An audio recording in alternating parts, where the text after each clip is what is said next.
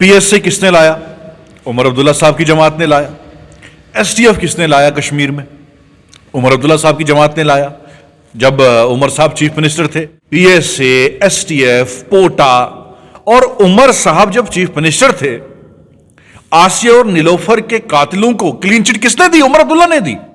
महबूबा मुफ्ती के खून में क्यों बीजेपी है? क्योंकि महबूबा मुफ्ती ने ओथ लिया बीजेपी का, नागपुर से ओथ लिया, आज भी वो जाती हैं वहां। रसूख जितना उमर साहब का बीजेपी के साथ है उतना किसी के साथ नहीं है। उमर अब्दुल्ला साहब को मैं पूछना चाहता हूं, जब आप बीजेपी के मिनिस्टर थे उस वक्त कितने नौजवानों को आपने जेल में डाला? महबूबा मुफ्ती चीफ मिनिस्टर थी, उस वक्त कितने नौजवानों को आपने जेल?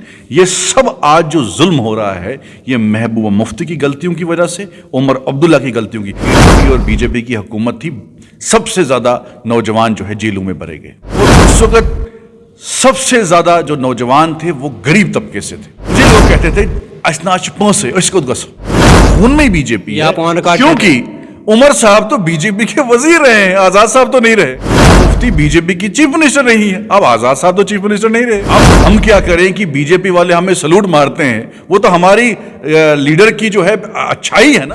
आजाद साहब ने नहीं दिखाया बीजेपी को कश्मीर का, पहले रास्ता जो है उमर अब्दुल्ला ने दिखाया, उसके बाद महबूबा मुफ्ती ने रास्ता दिखाया। अगस्त को अगर आर्टिकल 370 हटता है, आजाद साहब हिंदुस्तान के वजीर आजम से नहीं मिलने गए। ये उमर अब्दुल्ला साहब थे जो हिंदुस्तान के वजीर आजम से मिलने गए 3 अगस्त को, और 5 अगस्त को आर्टिकल 370 हटता है। अब्दुल्ला ने उनको बोला कि हमें जेलों में रखो, नहीं तो लोग हमें पीटेंगे, हमारा वजूद खत्म हो जाएगा।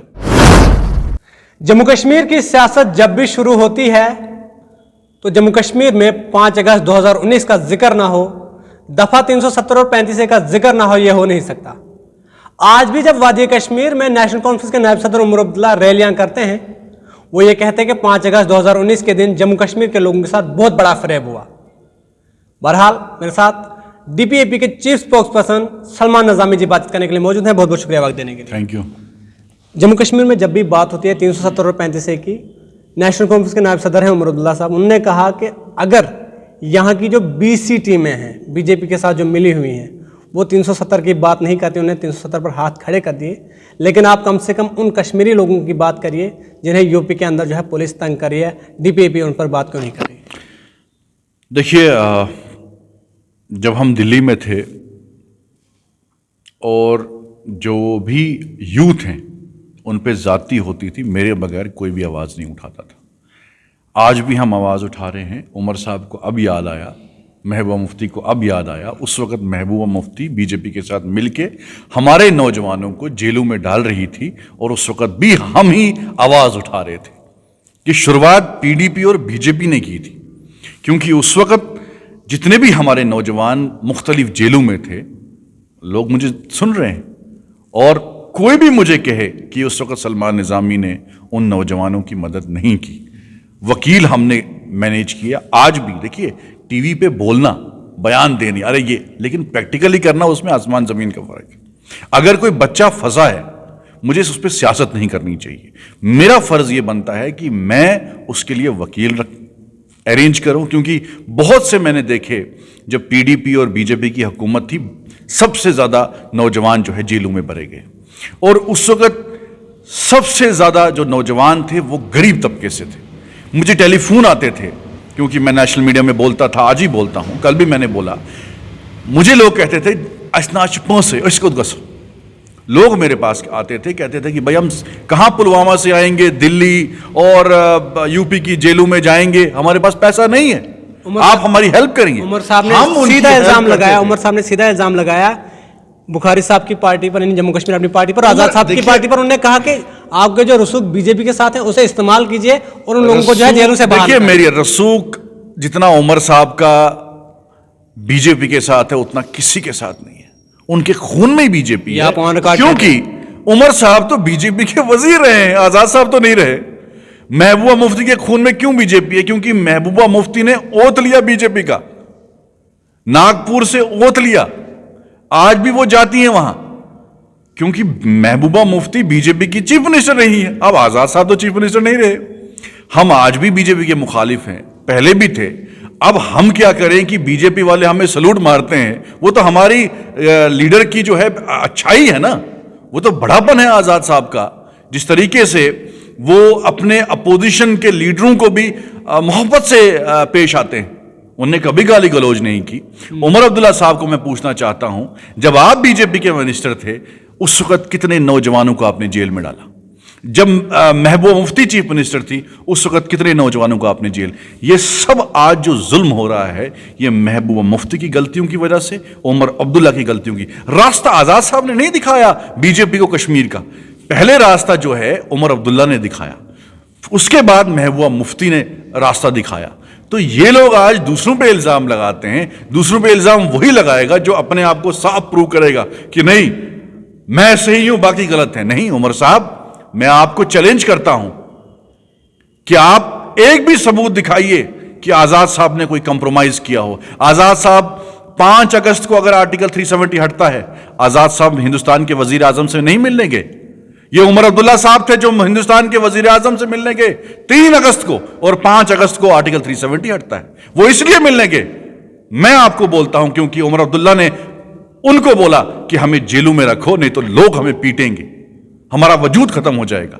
اور ایک چال تھی ان کی کہ کچھ ٹائم کے لیے ہم الائنس میں رہیں گے اور پھر جو ہے توڑ دیں گے. آج P D P N C والے جو ہے آپس میں گالے نکالتے ہیں ایک دوسرے. اگر عمر صاحب اس وقت جیل میں بند تھے، انہوں نے یہ کہا کہ ہمیں جیلوں میں بند کرو، آج وہ اپنی ریلیوں میں یہ کیوں کہہ رہے ہیں کہ ہمارا کانسٹیٹیوشن ختم کر دیا، ہمارا جھنڈا ختم ہو گیا، 370 کے نام پر جموں کشمیر کے لوگوں کو گمراہ کیا گیا، یہاں پر کہا گیا تھا کہ بندوق تبھی ہے جب 370 ہے. وہ بار بار 370 کی بات کیوں کرتے ہیں؟ پھر پہلے اٹانومی کی بات کرتے تھے. 370 کو کمزور کس نے کیا مجھے آپ بتائیے. یہ کہتے ہیں نا کمزور کیا. آزاد صاحب تو 2.5 سال رہے. سب سے زیادہ کس نے رول کیا کشمیر میں؟ نیشنل کانفرنس نے کیا.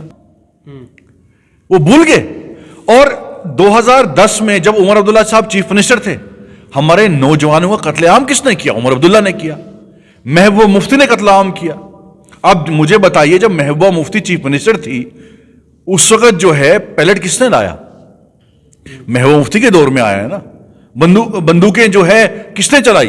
نوجوانوں پہ، ہماری بہنوں پہ، ہماری بیٹیوں پہ آنکھیں چلی گئی ان کی.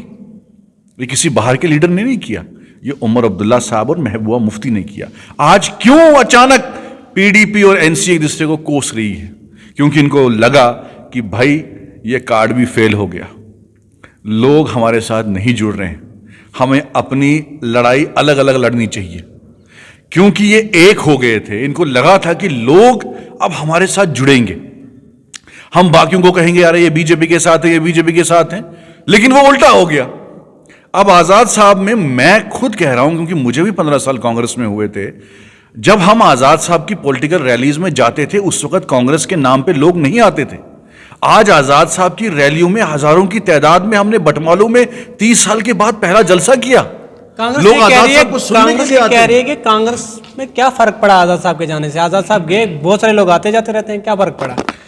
فرق یہ پڑا کہ آج کانگریس جو ہے زمین پہ ہے ہی نہیں، اس کا وجود ختم ہو چکا ہے. دیکھیے وقت آئے گا اور کانگریس کو خود محسوس ہوگا کہ انہوں نے کیا کھویا ہے. آج مجھے بتائیے جب ہم کانگریس میں تھے جموں کشمیر کی عوام کی آواز جو ہے پورے ہندوستان میں گونجتی تھی، ہم جموں کشمیر کے لوگوں کے مدعے اٹھاتے تھے. آج کون سا چہرہ ہے جموں کشمیر کا نیشنل میڈیا میں کانگریس کے پاس جو جموں کشمیر کی بات؟ سینک کالونی میں آزاد صاحب تھے، جب سینک کالونی میں آزاد صاحب نے بڑا جلسہ کیا تھا، جو لوگ آپ کے ساتھ اس دن پارٹی میں شامل ہوئے تھے وہ تو دوبارہ واپس کانگریس میں چلے گئے. دیکھیے آزاد صاحب نے یہ پارٹی اس لیے بنائی کہ کانگریس میں جو کلچر تھا کہ میں ہوں کوئی اور نہیں آنا چاہیے، اور چاہے اس میں ایک چیف منسٹر تھے، آزاد صاحب نے ان کو دروازہ دکھایا کہ بھائی آپ باہر نکل جائیے، یہاں ہمیں نئے لوگوں کو انٹروڈیوس کرنا ہے، نئی پارٹی بنی ہے، نئی سوچ ہے، میں نئے لوگوں کو موقع دوں گا، میں سلمان نظامی جیسے لوگوں کو موقع دوں گا جو گراؤنڈ میں مضبوط ہیں، جو لوگ ان کو سنتے ہیں. اب وہ نہیں جو اتنے سالوں میں بیٹھے ہیں وہ دوسرے بندے کو آگے نہیں آنے دیتے ہیں. ہم نے ایسے لیڈر پروڈیوس کیے. اب بانیہال میں ایک جلسہ تھا تو مجھے کسی لڑکے نے فون کیا کہ بھائی میں میڈیا میں انٹرویو دینا چاہتا ہوں، تو میں نے بولا ہاں جاؤ، کس نے تمہیں روکا ہے؟ اور میں نے اس لڑکے کا دیکھا انٹرویو تو اس نے سب سے اچھا بولا، تو میں نے اس کو اپریشیٹ کیا تو ہمیں نئے نئے لوگوں کو آگے بڑھانے کی ضرورت ہے. جب ہم نوجوانوں کو چانس دیں گے, موقع دیں گے, باقی پارٹیوں نے موقع نہیں دیا. انہوں نے فاروق عبداللہ کے بعد عمر عبداللہ, پھر عمر عبداللہ نے بھی 2 پروڈکٹ آگے رکھے ہیں. محبوبہ مفتی نے اپنی بیٹی کو آگے رکھا ہے, اس کو پولیٹیکل ایڈوائزر. ہاں آپ سوال کریں گے کہ آزاد صاحب نے بھی اپنے, لیکن آزاد صاحب نے اپنے بیٹے کو پوزیشن کوئی نہیں دی. انہیں بولا بیٹا اگر آپ اس عمر میں میرا ساتھ دینا چاہتے ہیں چلیے میرے ساتھ, لیکن پوزیشن نہیں.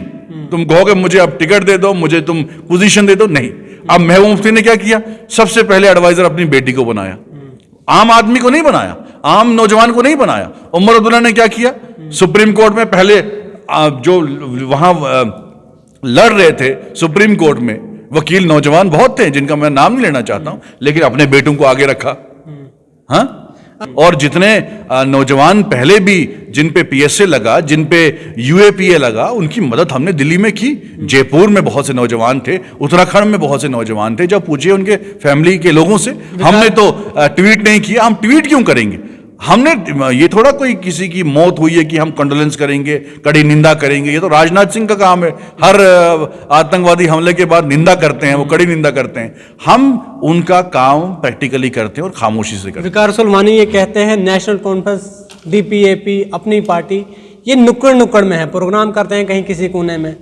اگر آپ کانگریس کی بات کرو گے تو لکھنپور سے شروع ہو جاتی ہے کانگریس, کہیں بھی چلے جاؤ کانگریس ہے. یہ پارٹیاں صرف آپ نے اتنے ٹائم سے جب سے آزاد صاحب نے پارٹی چھوڑی ہے 500 سے زیادہ لوگ کانگریس سے کسی جلسے میں دیکھے ہیں. ہماری تنظیم نہیں تھی. وہ کہہ رہے کانگریس, سنیے میری آزاد صاحب کے جانے بعد کانگریس مضبوط ہو گئی ہے. ہماری تنظیم نہیں تھی, لیکن ہم نے ٹارگٹ رکھا کہ 5000 سے کم لوگ نہیں ہونے چاہیے ہمارے جلسوں میں. کانگریس کو ابھی تک شاید 3-4 جلسے کینسل کرنے پڑے. حال ہی میں پلوامہ کا ویڈیو بھی آپ نے دیکھا ہوگا, کرسیاں خالی تھی تو وقار صاحب وہاں گئے ہی نہیں. بہت سے جلسے انہوں خالی یہ کینسل کرنے پڑے. ہم نے کینسل نہیں کیا. کانگریس جو ہے اب وہ چرچا میں ہی نہیں ہے, وہ صرف اب سوشل میڈیا پہ گالی گلوچ ایک دوسرے کے خلاف کرتے ہیں. لیکن ہمارا مقابلہ بڑی پارٹیوں سے ہے. آزاد صاحب کا ایک بہت اونچا قد ہے, رتبہ ہے, پورے ہندوستان میں ان کو سنا جاتا ہے, ان کا ایک سمان ہے, اور جس طریقے سے لوگوں کو ان پہ اعتبار ہے, آزاد صاحب نے کام کیے ہیں. ایز چیف منسٹر آزاد صاحب نے کام کیے, ایز ہیلتھ منسٹر آزاد صاحب نے کام کیے. اب محبوبہ مفتی کے گھر کے لوگ جو ہیں ہماری پارٹی میں آ رہے ہیں. ہم نے تو ان کو زبردستی تو نہیں کی, کیونکہ انہوں نے دیکھا کہ محبوبہ مفتی نے ہی کس مصیبت میں ہمیں ڈالا ہے. ان کے اپنے بھائی نے ہمیں سنایا کہ بھائی اسی نے تو ہمیں, اس وقت ہم نے ان کو ہاتھ بھی جوڑے, بھائی اگر مفتی صاحب سے, ہمارے چاچا سے غلطی ہوئی ہے تم مت کرو. اس نے بولا نہیں, مجھے پاور میں رہنا ہے. تو آج یہ ڈرامہ کر رہی ہیں, اس لیے این سی کو بھی تسلی ہو گئی ہے, تو ان کا آپس میں جو ہے کلیش شروع ہو گیا ہے لوگ آزاد صاحب کے ساتھ. آخری سوال نظام صاحب آپ سے, 10-15 سال سے لگ بھگ آپ بھی سیاست میں ہیں, لیکن 2014 کے بعد جس طرح سیاست کا مزاج چینج ہوا ہے, پرسنلی ایک دوسرے پر جو ہے کمنٹ کرتے ہیں. وقار صاحب کی بات کریں آزاد صاحب پر, پھر وقار صاحب کی پارٹی کا کوئی ایک اور شخص کھڑا ہو جائے گا, وہ غلام نبی آزاد صاحب کے بارے میں کچھ بولنا شروع کر دے گا. تربیت جو ہے وہ امپورٹنٹ ہوتی ہے. ہمیں آزاد صاحب نے یہ نہیں سکھایا, ہمیں اپنے ماں باپ نے یہ نہیں سکھایا کہ اپنے بزرگ کی اس طریقے سے گالی گلوچ کر کے جو ہے آلوچنا کریں, یا پولیٹیکل رائیولری ہوتی ہے ہماری بھی. آپ نے میرے اس انٹرویو میں سنا کہیں بھی میں نے عمر صاحب کی پرسنلی ذاتی کوئی حملہ کیا یا محبوب, ہاں آئیڈیالوجیکل ڈفرینسز ہیں, بالکل ہیں. میں کہتا ہوں عمر صاحب نے جو ہے غلط کیا ہے, میں کہتا ہوں کہ محبوبہ مفتی نے بھی غلط کیا ہے, لیکن میں ذات پہ نہیں جانا چاہتا. کیوں؟ ان کی اب پرسنل لائف ہے. محبوبہ مفتی کیا کرتی ہے پرسنلی, ان کی کہاں کیا ایسٹ ہے, میں وہاں نہیں جانا چاہتا.